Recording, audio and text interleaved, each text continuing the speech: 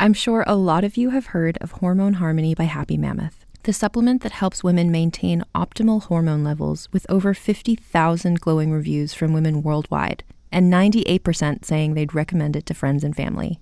Well, now you can take those results even further by pairing it with their prebiotic collagen protein. It helps to relieve occasional bloating and gas, reduce sugar cravings, and help you feel satisfied longer, as well as boost energy and help stabilize mood swings. Because your gut directly affects your hormones, improving gut health can actually help your hormone harmony results, so you can feel like yourself again. Happy Mammoth is dedicated to making women's lives easier, and that means using only science-backed ingredients that have been proven to work for women. They make no compromise when it comes to quality, and it shows. Right now, you can try prebiotic collagen protein and hormone harmony risk-free and get 15% off your entire first order with code HAPPYME at checkout. That's code HAPPYME at happymammoth.com to get 15% off your entire first order. Good night, itchy eyes. Good night, sudden sneeze. Good night to your symptoms of allergies. Xyzal is the allergy medicine you take before bed. It provides powerful relief while you rest your head. Not just all night, but all the next day. Xyzal keeps working, keeping allergies at bay. And without those annoying symptoms disturbing your rest, you can wake up the next morning feeling your absolute best. Remember, be wise all, take Xyzal. At night.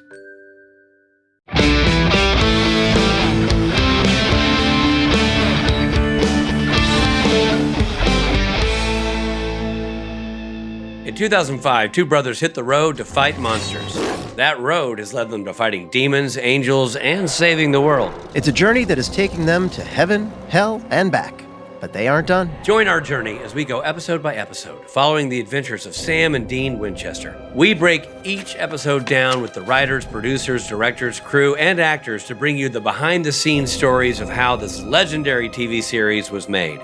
That guy right there, that's Rob Benedict. He played God and Chuck Shirley. Hey, and that guy there, that's Richard Spade Jr. He played Gabriel, Loki, and the Trickster. And P.S., he directed a bunch of episodes, too. Now, while we are insiders, we're also outsiders, because we're not experts. This is our first time watching the entire series, all 327 episodes. Rich and I have met many of the fans at conventions around the world, and we are deepening our understanding of why you all love this series so much. Because it's really good. Yeah, it is. Now, listen. There will be spoilers, so consider yourself warned. And thank you for joining us on this trip we call Supernatural Then and Now.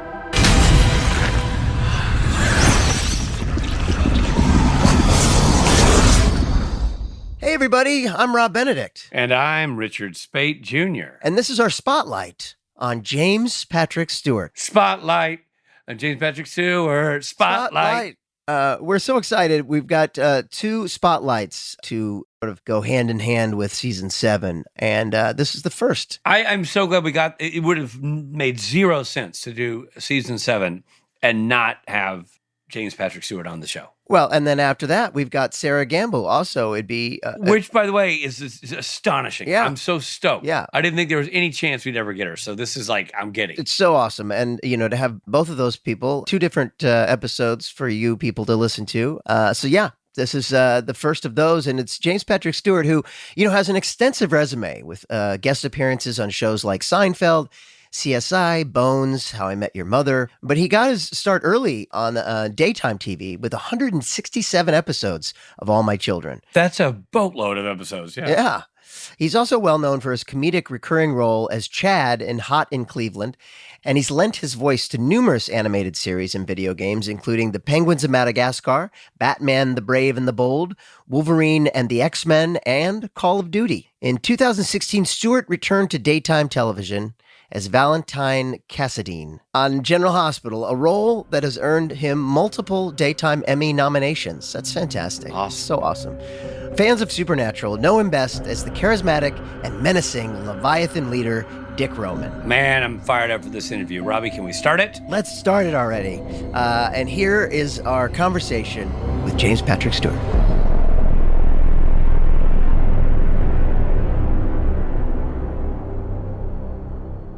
Hey, buddy. Hi.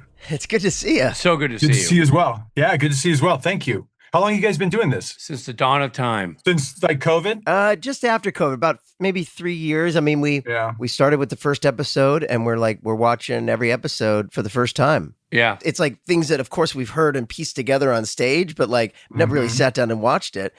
Certainly not in order. Certainly not other people's stuff. No, sir. In fact, I fast forward scenes I'm not in on episodes I am in. So, yeah. But isn't it nice that we're getting older and a little wiser, and we're like, oh yeah, there is actually value in other people's dialogue and ideas. Yeah. I don't like it. It makes me feel weird. Oh, really? I'm kidding.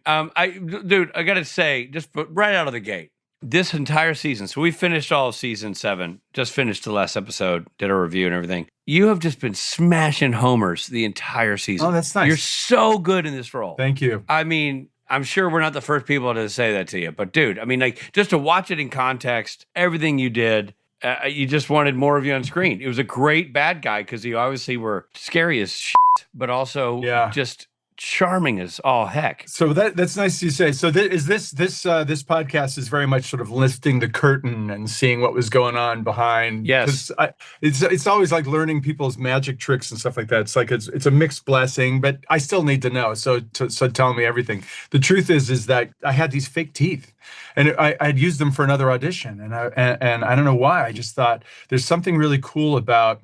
Like Steve Carell does this thing where his eyes, he's having a heart attack from the nose up, but everything else is Jerry Lewis. And it is so divine. And I just thought, put these teeth in, and suddenly you're a game show host with this smile, but everything else, this darkness in the eyes, that irony just is what fed the character. Oh, that's so fascinating. I had no idea. It was simple. It was that simple. Well, I kept saying that it looks like you're trying to smile, but you don't know how to smile. It's these plastic teeth made by Gary, what's his face, who's the same guy who did Austin Powers. Oh my God.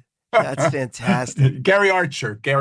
But it didn't affect your speech pattern or anything. No, just like anything. I guess fake teeth, you get used to that, right? I mean, no, I wasn't doing that sound. But it was cool because when I did the audition at Warner Brothers and Sarah Gamble was there, who I only met maybe once, and that was the only time. Wow. Because am I right? All the producers and everybody, they were all at Warner Brothers, but we were all filming in Vancouver. And as I was leaving the audition, she grabbed my arm and she goes, "You are really creepy." And then you read for the part. Yeah, exactly. And I said, "So are you." No. Wow, that's fast. So did you tell makeup, "Hey, I've got these teeth in," or did you just kind of like do it on your own? I wish I could remember. Sometimes if you do that, they get sort of weirdly territorial. I don't remember the makeup department having any issue whatsoever. So I don't know that if I might have brought it up if I wanted them to pay for them, right? Hey, I'm gonna lease you these teeth, right? But that never works. Nobody wants to pay money, so I think I probably just kept it on the DL. So did you? So you read for Dick Roman? Yeah. Wow. Yeah, I did.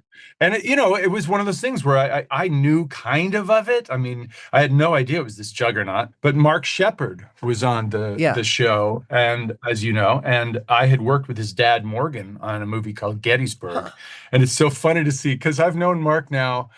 35 years, because I knew him through his dad, and he's turned into his dad, although his dad had one eye, so that's the only difference. Otherwise, they look exactly the same. Wow. And I remember, because when I was working on Gettysburg, I actually flew from Washington to San Diego, LAX, and Mark picked me up. I didn't even know the guy, and he had been dating a friend of mine, and she sent him to pick me up. And I guess he knew that I was working with his dad, so we drove, before we even knew each other, we met at LAX airport. That's actually kind of a cool story if you think about it, that Mark is the kind of guy who would absolutely drive you to San Diego from LA, even though he doesn't know you, just because it's a cool thing to do. That's crazy. Yeah. Yeah, he's kind of always been that way. I think he's a recovering narcissist. So I think he'd be the first to tell you, it's good for me, man. It's good for me. Yeah, I got to do this. But I worked with his dad once in Gettysburg, and we were sitting at the Lincoln Diner after a full day's shooting, and he would talk, and he would talk, and he would talk, and I remember him as having this kind of like this really southern, English accent. It could have been Welsh for all I know, but because he was blind in one eye, he wouldn't notice when I got up and walked over and put some money in the jukebox, and he'd keep talking like arr, arr, like this, like a pirate. Arr, arr. And what's the Lincoln Diner? Lincoln Diner's downtown in Gettysburg, Pennsylvania, which is kind of a cool place. Now it's hugely built up, but in those days it was this tiny little town, and you could still count the artillery shells still embedded in the walls of all these buildings downtown in Gettysburg. But yeah, I got to know him, and when I landed the first time I saw him, he looked at me, he goes, "Mate, you just tripped on a pot of money." Wow. This shows a juggernaut, man. Shows a juggernaut. Wow. Yeah. Well, it sounds like, I mean, I obviously Sarah didn't tell you this as you walked out the door, but grabbing your arm and saying you're super creepy is a pretty much slapping a blue ribbon on your chest as you head back to the parking lot. You know what I mean? Yeah, it was definitely one of those auditions where I was kind of in a place there where I wanted a gig, but at the same time, you kind of get this, when you have these auditions where you just sort of, for lack of a better term, kind of get off. Yeah. You're just like, yeah, that's good, man. I mean, I'd love the money, I'd love the gig, but that was fun. Yeah, well, I mean, and actor to actor, that doesn't always happen. Even sometimes when you get the job, you feel like you had to scratch and claw for it, or you felt like, oh, I didn't feel like I was in the zone. And sometimes if you just knock the leather off the ball, that's good enough, even if you don't get the role. Like, it sounds like you just took it to town, because I can't imagine who the runner-up was. You're so good in the role. Oh, that's nice of you to say. That would be an interesting coffee table book, wouldn't it? Just a bunch of runners up, like, you know that they had offered Tom Selleck Indiana Jones, right? Like all those guys, all the Craig Bierko was almost Chandler. Yeah. I'd like a coffee table book. Yeah. Just that's the next. Yeah, Paul Newman was almost Rebel Without a Cause. Yeah. Oh, is that true? Yeah. Well, I mean, they didn't offer to him, but it came down to him and James Dean. Yeah. I'm sure Craig Bierko's not bummed at that choice at all, because I mean, Friends didn't do much. Exactly. So you get this role. Did you know the show at all? A little. I didn't watch the show. My children were too young to be like watching it. But yeah, once I had it, all of my friends suddenly are approaching me and going, "Oh my God, you're on Supernatural. It's our favorite show. My son and I watched that together," or whatever. And so I realized that I tripped on something, really great. And not only that, getting up to Vancouver, where I hadn't worked in a while, and being surrounded by, what it's like. I mean, we had such benevolent showrunners. These guys like Bobby Singer and I mean, Jared and Jensen and Misha, these guys were such decent human beings. It was just, it was really great. And the craft service, they gave you the best soup in the world, and the weather was always nice, and the oxygen was great, and it was just a terrific place to be. Although now I live in Portland. We left LA a year and a half ago. Oh, you did? Yeah, we're up in Lake Oswego, so it's like... Dude, I love Lake Oswego, and Portland's just gorgeous. It's so great. It's good. It's got, it's funny, it's got a bad rap. Everybody says it's like, it's dystopian and whatnot, and Jocelyn, my wife, is like, good, tell them to stay away. The Japanese gardens, and we have like Oregonian white oaks and coastal redwoods on our yard. It's like, try that in Studio City, Are your kids grown up? Pretty much. Are they out of the house? One is actually, believe it or not, he's leaving on the 6th to go to Seattle. He's going to Seattle Divers Institute. He's going to be, they're going to be dangling my baby boy at 350 feet under the water. Oh my God. My boys both inherited this thirst for badassery from their dad. It's so dumb. It's so dumb. Man, we should interview him. You should. Make sure he's breathing helium like those Jacques Cousteau documentaries. So what's the oldest do? He was working in construction. It was actually trying to build pools in Salt Lake City. He was doing that. My children have both sort of decided that they want to go forge their own path. And, I think it's a generational thing. They're wondering whether being saddled with debt and spending a lot of time getting a degree is worth it, or should they just go and grab some money and see if they can make something. So both my boys seem to be doing that road. But like I said, when I was young, I was all about badassery, and it was all about what you thought of me. All I cared about, I didn't realize it at the time. I thought I was this like crazy loner who just wanted to do cool stuff. But no, it was all about you seeing me do it. Right. Yeah. But I guess that's what gets people's feet moving, right? That's also youth, man. I mean, like, that's so much of that is male and youth and all things. But I'll tell you, in the shadow of complacency where a generation of young men are sitting in basements on computers effing up their own mind. Good for your sons for being out there grabbing That's life nice. by the stones, man. Thanks, Richard. It's awesome. Do you have kids? I have 3 boys. And are they, how old are they? 19, 17, and 14. So Oh, you're right there. yeah, I have a freshman in college, a senior in high school, and an 8th grader. And where's the kid going to college? University of Utah. Utah again. Yeah, Salt Lake City. He absolutely loves it, man. Yeah, I loved visiting that place. And not only that, if your first kid is going to leave the house, how great is it that they go to Utah? Yeah. Those people are so cool. And they just drink soda pop all the time, right? Like They're all blonde. Yeah. Every table is a 10 top. Yeah, man. James, speaking of your youth, so when did you get involved in acting? Yeah, well, I was young. I was doing a TV show at Universal. Actually, the story goes, my dad was in rock and roll. He was in a group called Chad and Jeremy, and that was part of the folk movement. So he was always in the recording studio. So after the divorce, my dad needed and I was living with my dad. My dad needed a babysitter. And he realized that a babysitter for the full day would be $20, and dropping me off at Universal Studios tour was $6. So he did the math, and he used to drop me off at Universal Studios every morning. And I spent all summer in 1978 at Universal Studios. Oh my God. And the truth is that I really just wanted to get off that tram. I really wanted to do what those kids are doing. I don't want to be with these guys. I want to be with those guys. And talk about the power of manifestation. By January of 1990, I was working on a show called Galactica 1980. It was just this weird series of events where I had been walking my dog, and this person approached me and said, "Are you interested in getting into acting? Because there's this play being cast at the Theater Exchange in North Hollywood." I go, audition, get the role.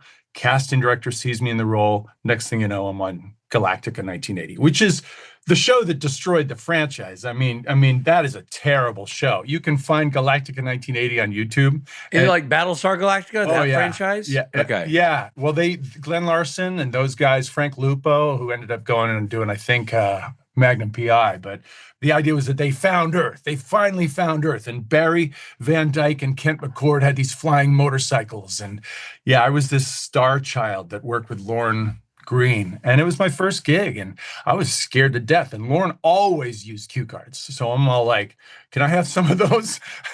And so the two of us were just like a couple of weirdos on the stage 12 over at Universal, just like reading cue cards. And how old were you? I was 11. Oh my God. Wow. Yeah. I went in and I was replacing Robbie Rist. He had done the pilot. He was Oliver on the Brady Bunch. And they had dubbed him with a British actor. So they were like, let's just get a British kid. So I had an accent at that time because my dad is English.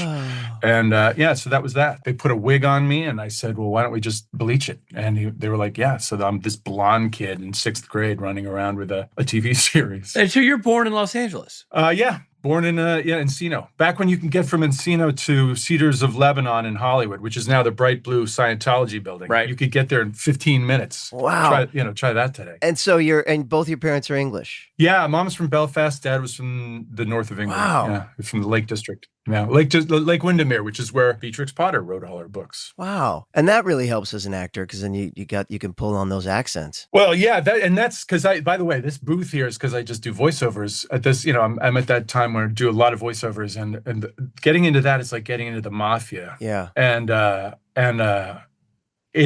But I have this, I do lots of English accents, right? I really can do whatever you need, right? I mean, I could do that working class stuff, but I also did this posh character in Call of Duty. And the reason I got that job was because I was willing to scream like I was on fire. They need guys in video games where if they throw a Molotov cocktail on you, you'll scream like you're actually burning to death. And not a lot of guys who are actually professional voice guys will do that because it'll destroy your voice. And I was just hungry enough. And that's how I got into the voiceover game, right? It was just I was willing to go there. And I remember Keith Aram, the director of Call of Duty, just couldn't believe his luck that there was this guy who was willing to ruin his career just for that video game. And he kept sending me emails like every year or two, and he goes, "Listen, man, we want you in Call of Duty 2, but we're not going to do that to you. So we're just going to reuse all that stuff. So where do I send the check?" Oh my God! Oh my God! Yeah, it was a pretty That big deal. Awesome. That's awesome. I was going to ask if did you base Dick on anyone in particular? I think a lot of my stuff is all derivative from I hate it. I hate to say this because people look and go, I did not see that at all. But a lot of stuff is all, it ends up being, it starts as a game show host, like all the humanity of a game show host. Yep. And then it takes some weird right turn and gets dark. Uh-huh. And a lot of characters I play are like that. And for whatever reason, this was one of those ones that just really worked, that clicked with this guy. So I remember seeing like Phil Hartman when I was a kid. My dad took me to the Groundlings. So a lot of that kind of insincerity and kind of this whole sort of guy like this. It's just a small tweak into any of those bad guys that I play. Yeah. I got to see Phil one time I was a kid, and he had only been in the Groundlings for like a year, and he's playing Chick Hazard, Private Eye, and they're looking for a murder weapon. And I'm 9, and I call out, "Spoon!" And so he comes out and he's investigating a murder, and he goes, "My God," he says, "either this man's been stabbed repeatedly with a spoon or he's broken out in little smiles."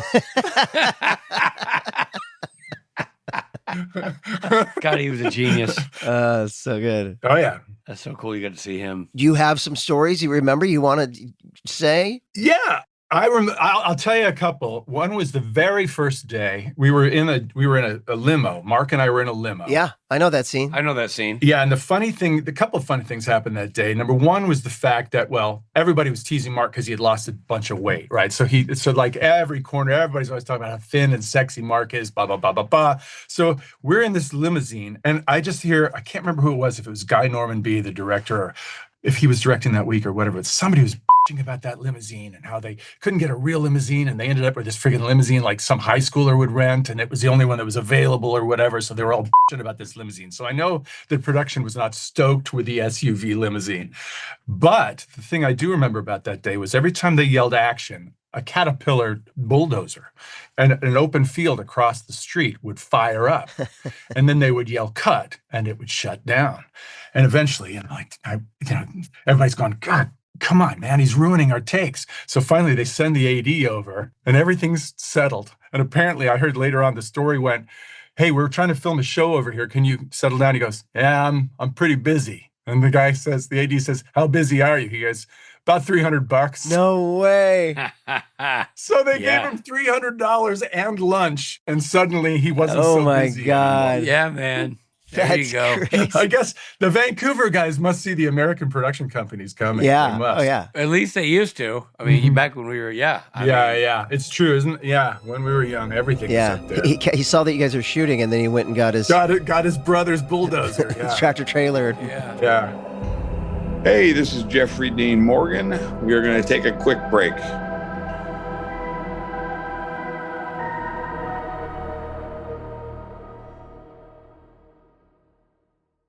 Hey, Richard Spade here, and you know what? Summer is dope. But what doesn't belong in your epic summer plans is getting burned by your old wireless bill. No, sir. Save that burn for the sun. So while you're planning your beach trips, your barbecues, and your 3-day weekends, your wireless plan and your wireless bill should be the last thing holding you back. That's why I made the switch to Mint Mobile. With Mint, you can get the coverage and speed you're used to, but for way less money. And for a limited time, Mint Mobile is offering 3 months of unlimited premium wireless service for $15 a month. You heard that right. That's 3 5s. And who said actors would never use math? So while your friends are sweating over data overages and surprise charges, you'll be chilling like a villain, literally and financially. That's right. Say adios to your overpriced wireless plans, jaw-dropping monthly bills, because they're brutal and they're unexpected and they've got overages. Mint Mobile is here to be your life raft. It's going to rescue you. All the plans come with high-speed data and unlimited talk and text. And if you're talking to Rob Benedict on the phone, you need unlimited because that man likes to jabberjaw. And it's all delivered on the nation's largest 5G network. Oh no, Rich, I got to give up my phone. No, you don't. Use your own phone with any Mint Mobile plan. But what about my phone number? Hey, bring that along too. Keep your phone number along with all your existing contacts. Except you might want to delete Bobo because, he talks a lot. Ditch overpriced wireless and get 3 months of unlimited service from Mint Mobile for $15 a month. I use this plan, and that's why you should too. Does it make you look cool with the ladies and the dudes? Probably. I mean, I think it's working for me. But more importantly, it's saving you money and getting you everything you need from a wireless plan. I'm telling you, your bill's going to be lower, your connection is going to be phenomenal, and your data is going to be unlimited. I don't know what more to tell you. So this year, skip breaking a sweat and breaking the bank. Get this new customer offer and your 3-month unlimited wireless plan for just $15 a month at mintmobile.com/supernatural. That's right. We threw a little SPN love in here. That's mintmobile.com/supernatural. Do it now. You're welcome. Upfront payment of $45 required, equivalent to $15 a month. Limited time new customer offer for the first 3 months only. Speed may slow above 35 gigabytes on unlimited plan. Taxes and fees extra. See Mint Mobile for details. Hey everybody, it's Rob. Cooler temps are rolling in. And as always, Quince is where I'm turning for fall staples that actually last. From cashmere to denim to boots, the quality holds up and the price still blows me away. Fall is my favorite. It's my favorite season. And Quince has everything that you're going to need. I just recently got this bag from Quince, which is technically all weather, but it's so fall. The colors of it are fall. It's really screaming for me to put fall things in it. I want to go back to school, put my school books in it, maybe throw some leaves and a pumpkin and roll around in the park. No, for sure. They've got accessories, they've got clothing. You have to check it out. Their denim is durable and fits right, and their real leather jackets bring that clean, classic edge without the elevated price tag. Quince has really become my go-to across the board. I'm really looking forward to grabbing a fall jacket. I love jackets, and Quince has plenty of them. So you have to check it out. If you haven't, now's your chance. Keep it classic and cool this fall with long-lasting staples from Quince. Go to quince.com/STN for free shipping on your order and 365-day returns. That's QUINCE.com/STN. Free shipping and 365-day returns. Quince.com/STN.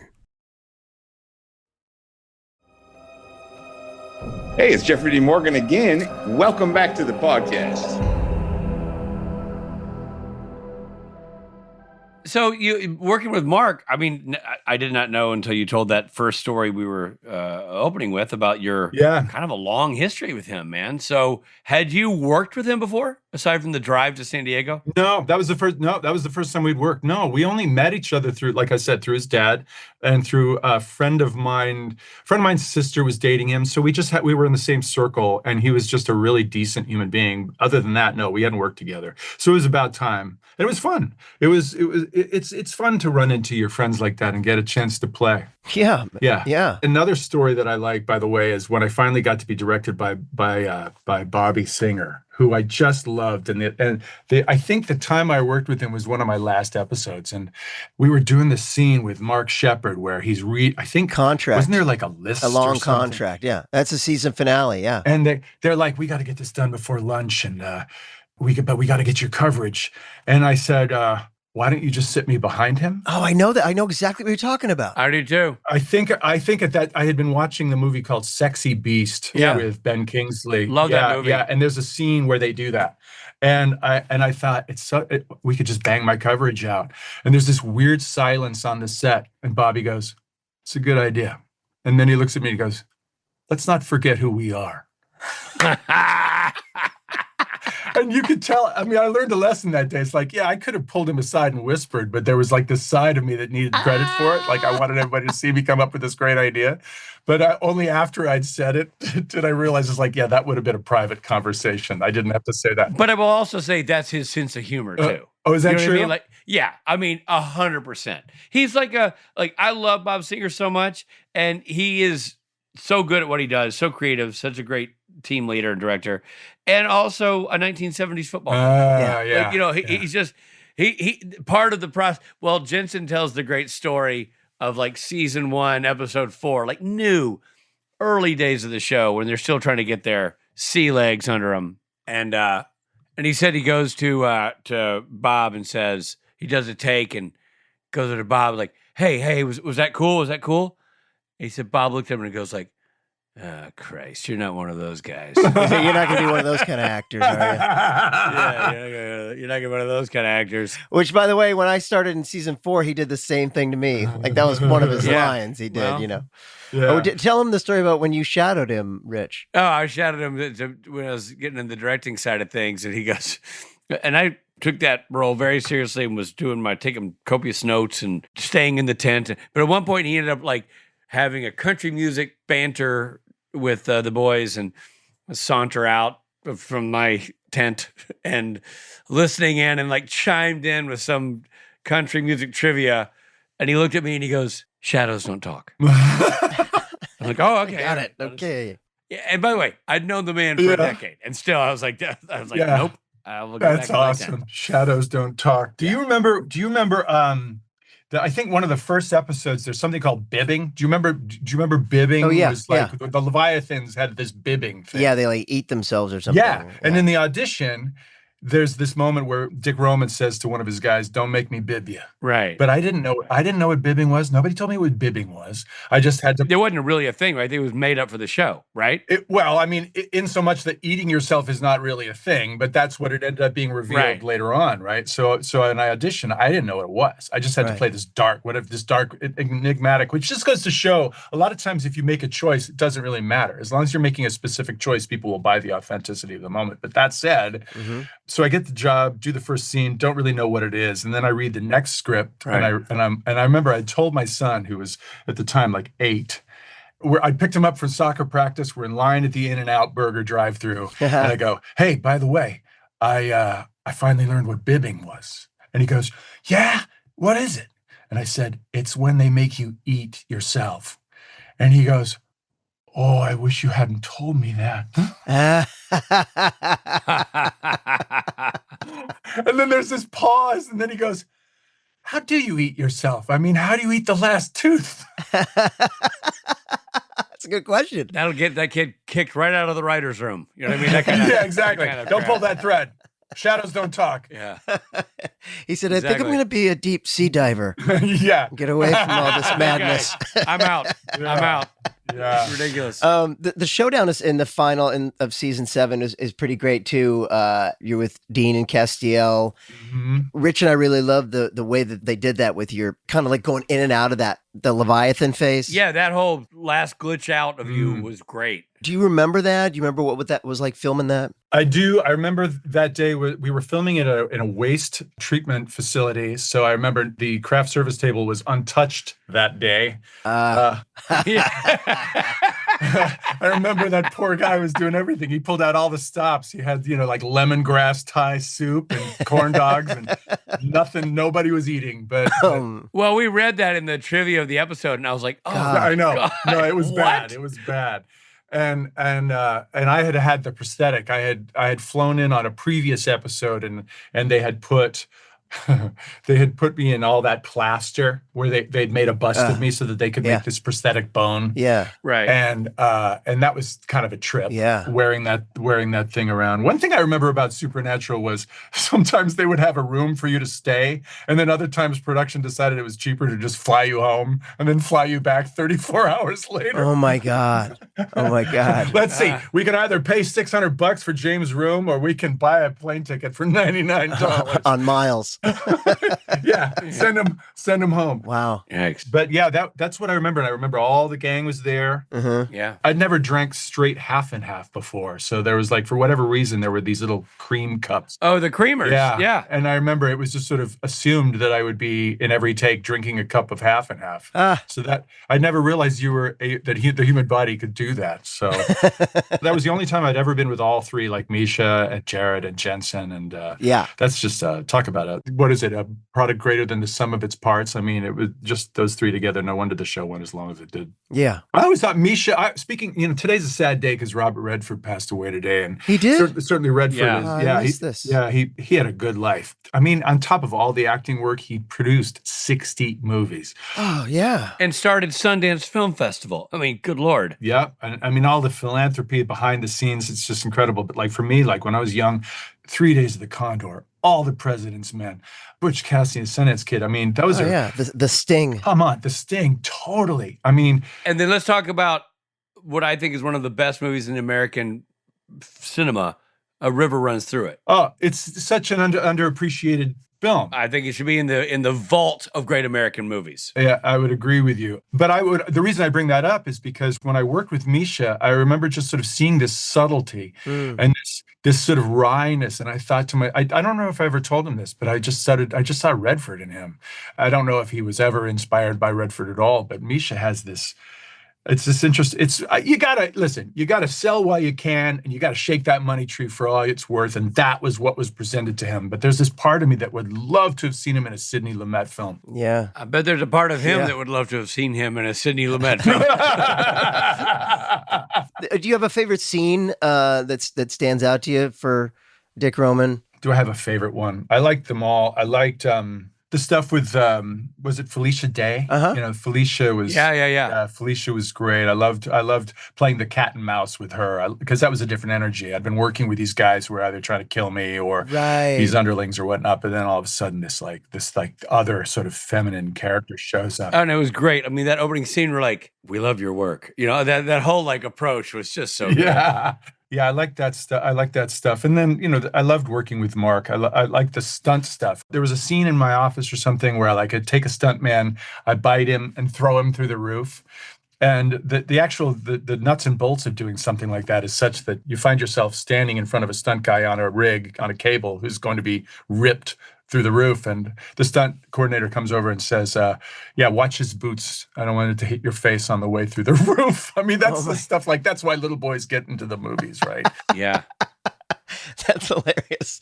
Yeah, watch his feet. Yeah. Did you know what the Leviathan VFX was going to look like? That's a great question, and no, I didn't, because it was all CGI, and so it really, for me, it was just Sharpies on my face, right? Oh, wow. And what they have you do, like go or something, you know? Yeah, like that. It was only on when it aired that I got to see what that look was, which was pretty bitchin'. Interesting. Yeah, totally. You know, you still see it at the convention. People dress like a Leviathan. Yeah, they do. People give me Legos and things like that they've made or figures that they've made for sure. Those guys, yeah.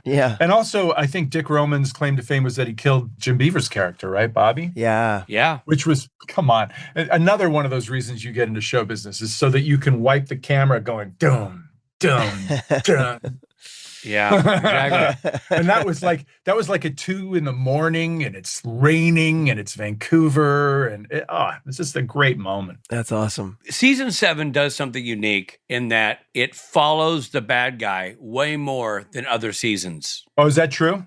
It's true in terms of what we've watched so far. As Rob and I have made our way from season 1 to season 7, you know, season 1, 2, and 3, those are kind of Monster of the Week episodes with the dad and Yellow-Eyed Demon kind of popping in and out. But you just see the Yellow-Eyed Demon. You don't go back to the Yellow-Eyed Demon's apartment. You know what I mean? Like you see the bad guys when they engage with the boys. And occasionally you would see the bad guy like on their own for something. But what struck me about season 7 is that we got to know so much about Dick Roman and his agenda and his who he was.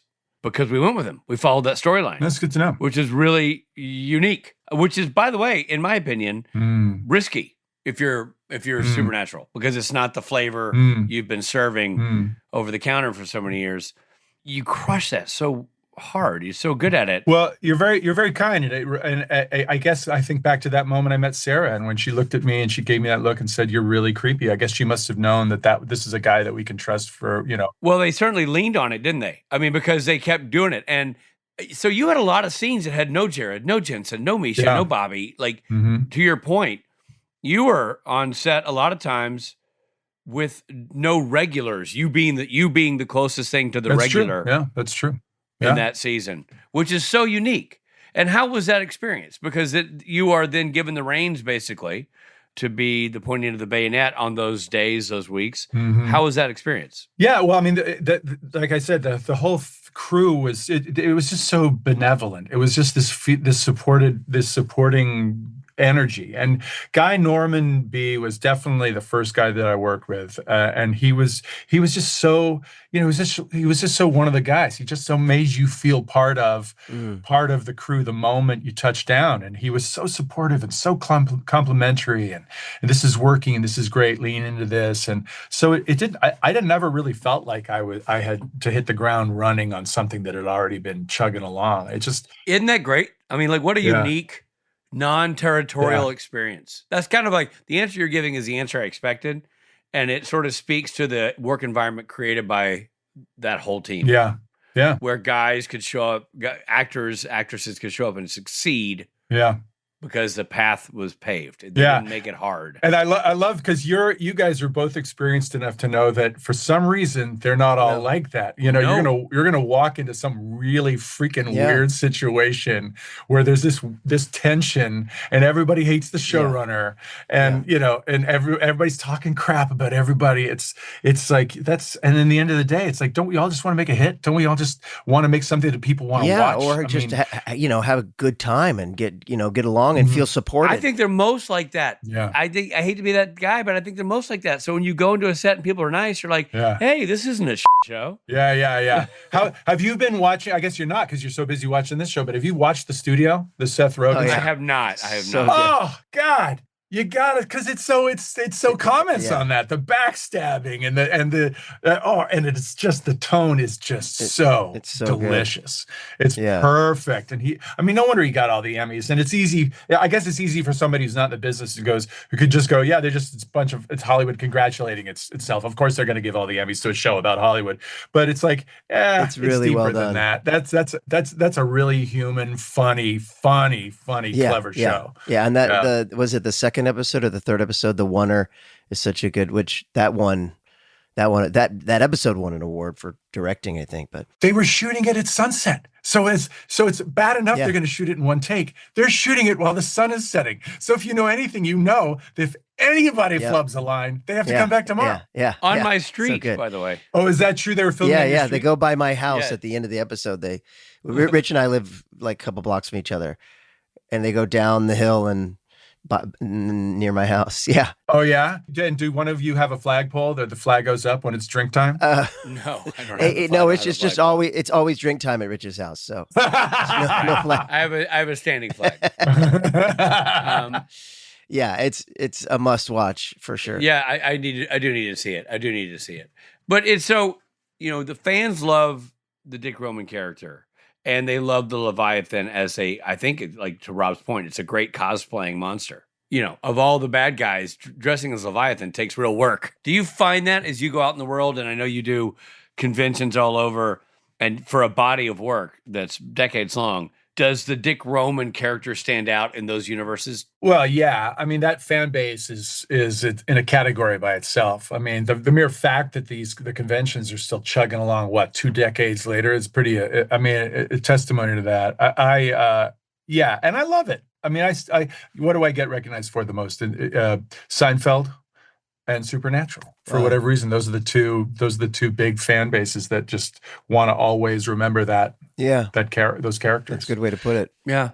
I gotta know, because like Rob and I worked on the show, and we're all three saying all these positive things about the show, and it's all true, all of them true. Mm-hmm. Mm-hmm. So was it hard leaving? Yeah. Was it hard because you had become such a part of the universe to then? I never had what you had, is my point. Like, I never did a season where I was the guy, and you were such the guy. We followed your character. We knew your nuances. We understood your agenda. We saw your henchmen. We saw you engage with every character that the show ever created for that season. What was it like saying goodbye? Well, the saying goodbye part for me was, I had small children back in LA and a wife in LA and a house and a mortgage. And so, I enjoyed them. I enjoyed the steady check. I loved Vancouver. I loved the crew and cast. It's always tough to say goodbye. But, I think that you relate. I'm a hired gun. I was a hired gun then. I look back and I just kind of feel like I was always a hired gun. And there's always an end. I've worked with guys who are way more famous than me, who are just able to just show up, give 110%, buy drinks for everybody, play board games until 4 a.m, go out to the set of the Alamo and project the original Alamo on the wall and laugh. And then you're having a chat and he goes, I leave in the morning. This has been fun. Bye. And that's just the nature of the beast, right? If you can't get too comfortable, right? You have as much fun in the moment as you can, because it's all just so temporary. Yeah, it was sad because I was like, I really would like to have had another season. And I think Sarah went on to do another show or something. She left and somebody else took over. So there was this sort of thing of like, we're not going to do 2 seasons of the Leviathan. It's time for the new guys to have their own fun. But then the conventions kept going, right? Next thing you know, I'm in New Zealand. Next thing you know, I'm in Birmingham. You guys know. I mean, it was almost like, well, at least we've got this, right? This continues. Yeah, that's so well stated. The way you described it, man. That's really from the mouth of a journeyman. That's a great way of describing that life of committing and then deploying your chute. Like, we're in the air. All right, bye, kerfloof. Yeah. It's like, do you ever see the movie Harold and Maude? Oh yeah. Oh sure. Yeah. There's Bud Cort and Ruth Gordon, and in the end, they've been having all this fun, and he falls in love with her, and then she admits to him that she just took poison. It's her 80th birthday, and she's going to kill herself. Yeah. And he's like, wait, what? But I love you. And she goes, that's great. Go love some more. And that was how I felt. That's how I felt when I was working with I'm going to drop a name. It's not good to drop names. You know who taught me that? Billy Zane. But I was working with Billy Zane, and we were having all this fun on this movie. And then I go, when's your last day? He goes, tomorrow. I was like, well, why didn't you tell me? He goes, I'm leaving tomorrow. We'll see you on the next one. And you realize it's like, you can't think about it. You just got to stay in the moment, and you got to have as much fun as you can. Yeah. I wish I could practice that every day. That's for sure. I spend a lot of time fretting about tomorrow. Yeah. That's my nature. I love to ruminate. Ooh. Love to ruminate. Yeah. But being in the moment, that's harder. Well, that's where it's at, ironically. Yeah, exactly. Well, James, this has been so great to talk to you, man. We've been singing your praises all season long, and it was really terrific work on this show. You're very, very kind, and thanks for including me on this. And enjoy the rest of all the seasons. Thank you. Thanks. Yeah, we will. And if we don't ever finish the show, our sons will finish it. We can't. It's too many episodes. Yep. Dude, it would not have been a season 7 podcast without you here to have this conversation. So thank you. Thanks for thinking of me. And we'll see you guys around campus. Yes, sir. Enjoy Portland. You bet. See you guys. Hey there, it's Misha Collins. I'm glad you're listening. This is exciting for me because I too am catching up on Supernatural. Stick around. We're going to bring you these important messages.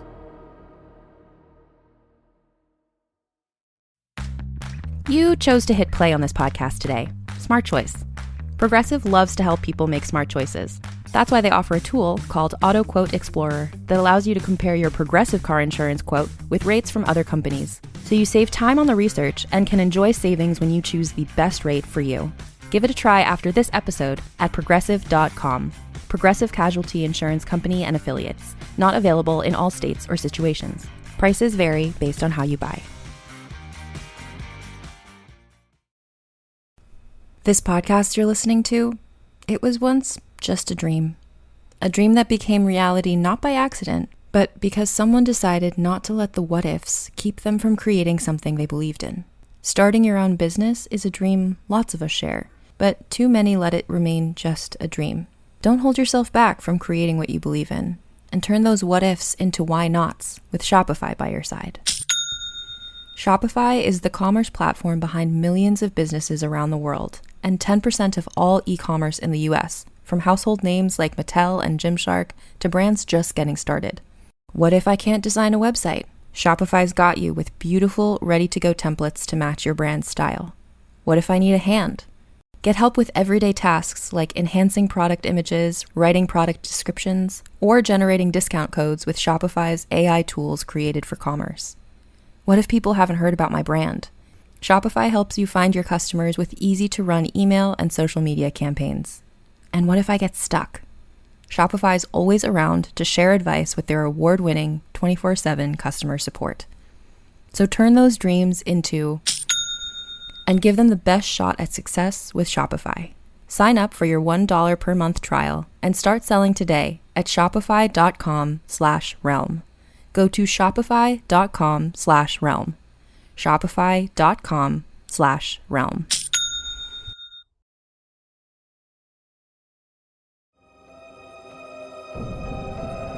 Hey, guess what? We're back.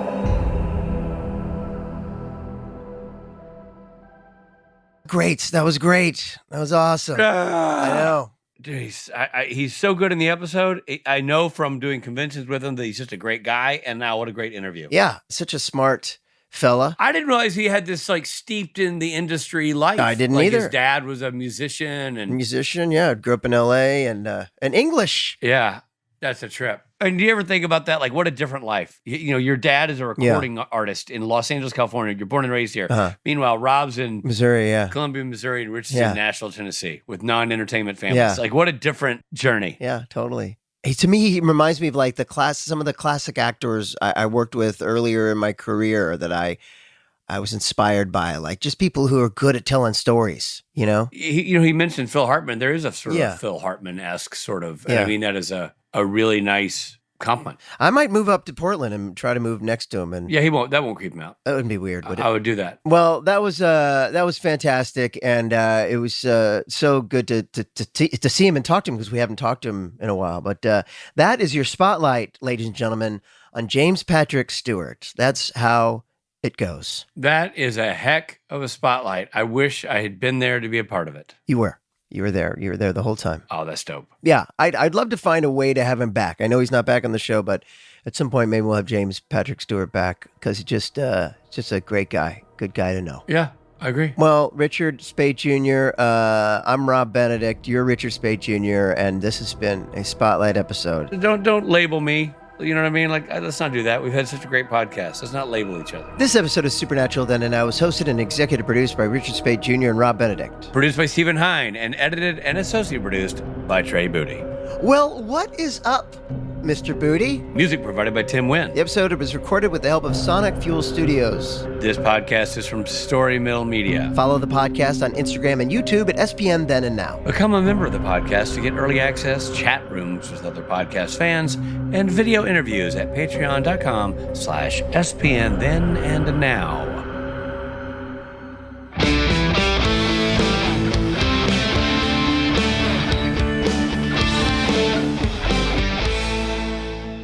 Do we have a theme song for Spotlight? Because if we don't, we need one, and it should go something like Spotlight. On James Patrick. It's happening right now, and it's Spotlight.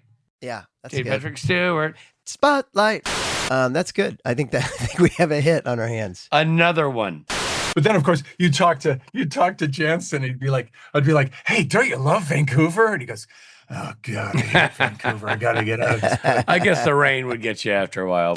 Did you have Oregonian ties, Patrick, or how did you, James? Yeah. No, my brother went to Reed College, which is on the other side of the river, right? Yeah. He was like he's a physicist. He's the scientist in the family, and so I'd been up here and I liked it, but that was always kind of his territory. And there's 6 of us. We're all very protective of our stuff. Like, so it's like Oregon was him. Like, don't even think about Oregon. But there was this moment where I've been married now. Jocelyn and I just celebrated 25 years married, and she got tired of living in LA. She's from Northern California. And she said this to me 2 years ago. She goes, "I'm heading north.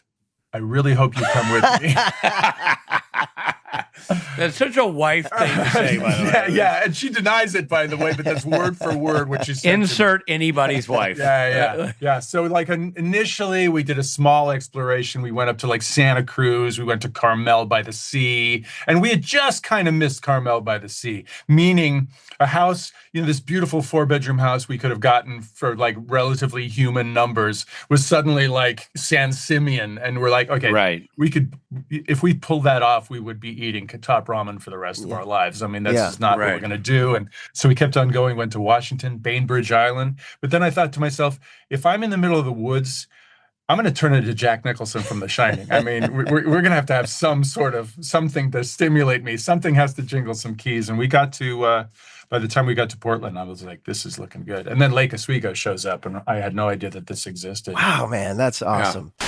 I haven't seen one since, but the day I arrived, a bald eagle was perched in the tree outside my house. So that was pretty, it was just like, okay, I could deal with this. That's a good sign, yeah. It was actually a realtor up there with a puppet, but yeah. Yeah, exactly. It was Brian Henson, and he was working. Yeah. Give him the old bald eagle. Yeah, I did the bald eagle, and he bought right away. Story Mill Media.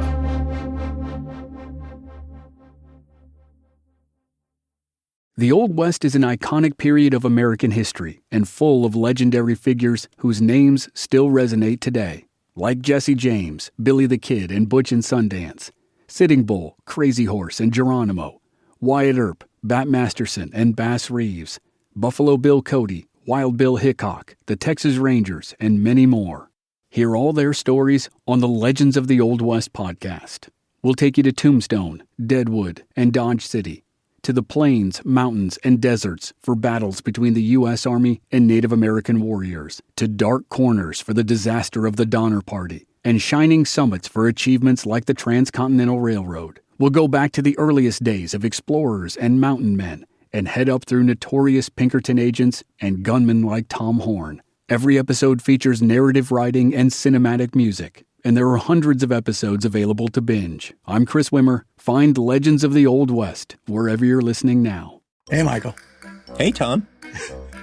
Okay, so you want to tell him, or you want me to tell him? No. I got this.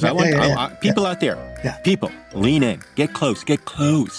Listen, here's the deal. We got big news. We got monumental news. We got snacktacular news. Yeah, after a brief hiatus, my good friend Michael Ian Black and I are coming back. My good friend Tom Cavanaugh and I are coming back to do what we do best. What we were put on this earth to do. To pick a snack. To eat a snack. And to rate a snack. Scientifically. Emotionally. Spiritually. Mates is back. Mike and Tom Eat Snacks is back. A podcast for anyone with a mouth. With a mouth. Available wherever you get your podcasts.